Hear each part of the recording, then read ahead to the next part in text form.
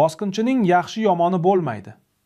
Ularning maqsadi bir: bizni qul qilib, manfaatlarimizni o'zlashtirib, olib chiqib ketish. Shunday ekan, birodarlar, ularga va ularga keng eshik ochib berishayotgan yetakchilarimizni muhosaba qilaylik. Ularni to'xtatish yo'lida bor imkoniyatlarimizni ishga solaylik.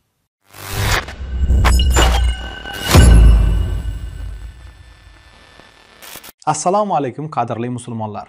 Bugun sizlar bilan O'rta Osiyo davlatlari prezidentlari va Amerikadagi sammit haqida gaplashamiz. Trump 5+1 formatida O'rta Osiyo prezidentlarini AQShga chaqirdi. Rossiya holdan toyib, mintaqalarni mustamlaka holatida saqlab tura olmay qoldi. Natijada O'rta Osiyo davlatlarida siyosiy, iqtisodiy, harbiy va saqofiy bo'shliqlar paydo bo'lib boryapti. AQSh O'rta Osiyoda paydo bo'lib borayotgan bo'shliqlarni Xitoy to'ldirib borayotganidan xavotirlana boshladi. 5+1 formatidagi navbatdagi uchrashuvni ba'zi tahlilchi va siyosatchilar bu AQShning Rossiyaga navbatdagi bosimi sifatida izohlashayapti. Asosan o'zbek tahlilchilari o'zbek rejimi siyosatiga muvofiq Xitoy ekspansiyasiga qarshi matbuot hujumidan chekinib, AQShning harakatlariga Rossiyaga qarshi deb izoh berishayapti. Lekin Rossiya O'rta Osiyoni deyarli nazorat qila olmay qoldi. Uni Xitoy bosib kelayapti. Demak, AQShning mintaqa manfaatlariga kirib kelishi endi Rossiyaning emas, balki Xitoyning rejalariga putur yetkazish maqsadi asosida olib borilish kutilayapti.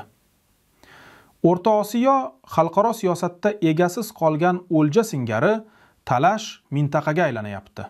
Bu kurashda Rossiya o'ljasini oldirib qo'ygan yirtqich singari bir chetda qarab turadi yoki o'ljani bir qismini bo'lsa ham olib qolish maqsadida har turli fitnalar uyushtirishga harakat qilishi mumkin. Lekin o'lja asosan AQSh va Xitoy o'rtasida talash bo'lish kutilayapti. O'rta Osiyo Xitoy uchun ham, AQSh uchun ham strategik ahamiyatga ega. Xitoy uchun tashqi kuchlardan saqlanish bufer hududi bo'lsa, AQSh uchun Xitoyni jilovlash, uni kengayishiga yo'l bermaslik maqsadidagi strategik mintaqa. Xitoy mintaqalarni qarzga botirib olish yo'li bilan o'ziga iqtisodiy qaram, mustamlaka qilib oladi.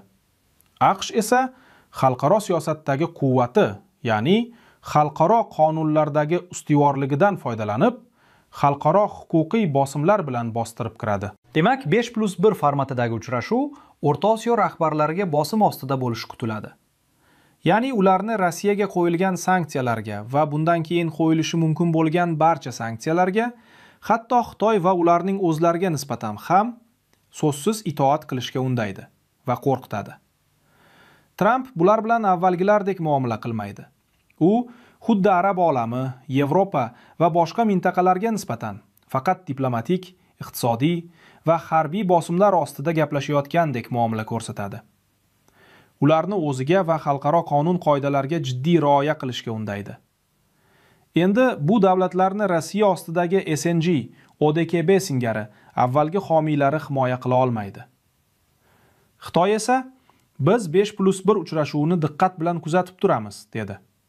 Demak, u AQShni mintaqadan to'sa olmaydi, lekin ishning yo'nalishi unga qarshi ekanini yaxshi anglab turibdi.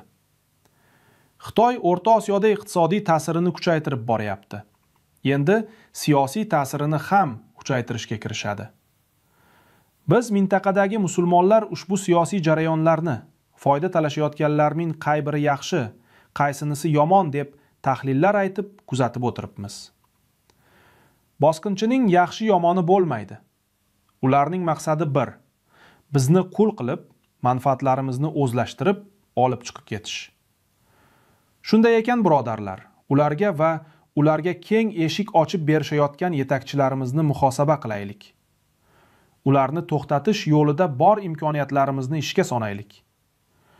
Zora Alloh o'zi bizga amonat qilib bergan ne'matlarini o'z qo'limiz bilan kufrga topshirib qo'yganimiz uchun malomat qilmasin.